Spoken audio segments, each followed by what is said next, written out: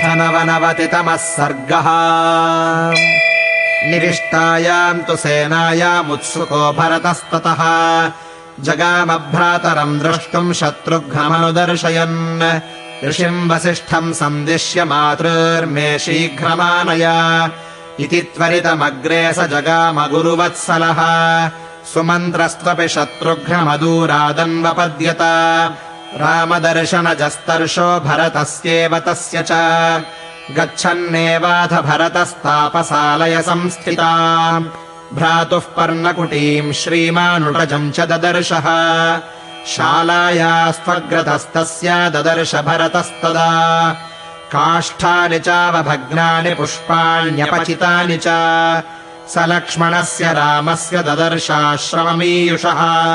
कृतम् वृक्षेष्वभिज्ञानम् कुशचीरैः क्वचित् क्वचित् ददर्श च वने तस्मिन् महतः सञ्चयान् कृतान् मृगाणाम् महिषाणाम् च करीषैः शीतकारणात् गच्छन्नेव महाबाहुर्द्युतिमान् भरतस्तदा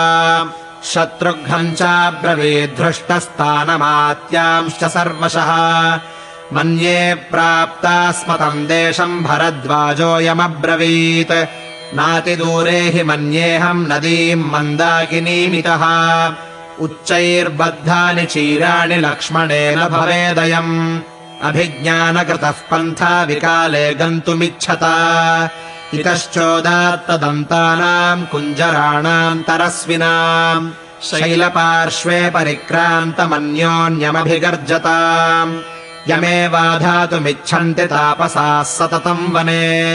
तस्यासौ दृश्यते धूमः सङ्कुलः कृष्णवर्त्मनः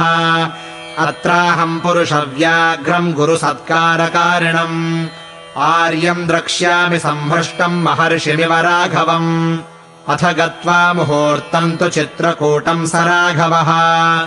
मन्दाकिनीमनुप्राप्तस्तञ्जनम् चेदमब्रवीत् जगत्याम् पुरुषव्याघ्र आस्ते वीरासने रतः जनेन्द्रो निर्जनम् प्राप्य धिङ्मे जन्म सजीवितम् मत्कृते व्यसनम् प्राप्तो लोकनाथो महाद्युतिः सर्वान् कामान् परित्यज्य वने वसति राघवः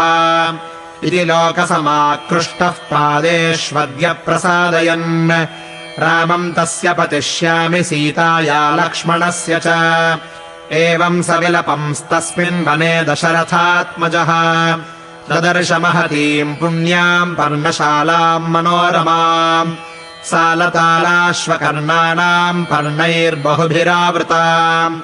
विशालाम् मृदुभिस्तीर्णाम् कुशैर्वेदिमिवाध्वरे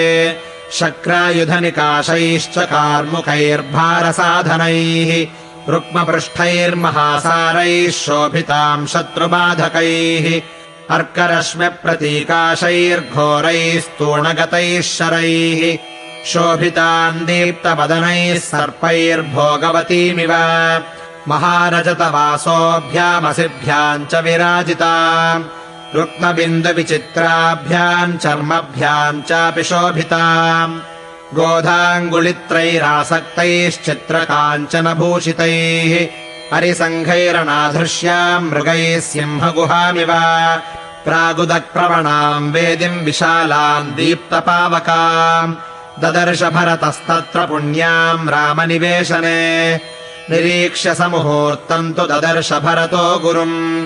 उटजे राममासीनम् जटामण्डलधारिणम् कृष्णाजिनधरन्तम् तु चीरवल्कलवाससम् ददर्श राममासीनमभितः पावकोपमम् सिंहस्कन्धम् महाबाहुम् पुण्डरीकनिभेक्षणम् पृथिव्याः सागरान्ताया भर्तारम् धर्मचारिणम् उपविष्टम् महाबाहुम् ब्रह्माणमिव शाश्वतम् स्थण्डिले दर्भसंस्तीर्णे सीतया लक्ष्मणेन च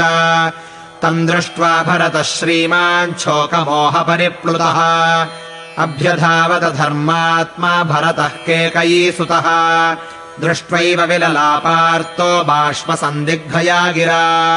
अशक्नुवन् वारयितुम् धैर्याद्वचनमब्रुवन् यः संसदि प्रकृतिभिर्भवेद्युक्त उपासितुम्